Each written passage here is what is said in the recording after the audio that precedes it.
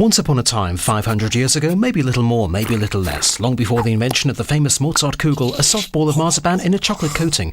But at that time there were other fantastic meals like beaver tails, hazel dormice, storks, turtles and pickled bear claws. The fantastic meals were put on wooden stages and metal scaffolds on the tables at the barons and the count's court, and the richer the barons and the counts, the more fantastic the meals.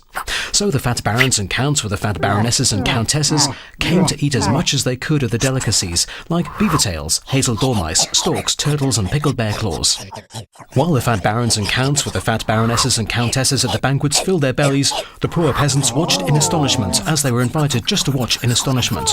And with every bite that disappeared in the enormous mouths, the peasants' stares became greedy and greedier. "We are only peasants anyway," said the peasants to comfort themselves as they kept staring in astonishment. And as soon as the fat barons and counts were so full and couldn't eat any more, and took their fat bodies away from the table, the servants scurried over and greedily ate the remains of the fantastic and fanciful meals. And again the poor peasants stared in astonishment, and with every bite their stares became greedier and greedier. "We are only peasants anyway," said the peasants again to comfort themselves, and kept watching in astonishment.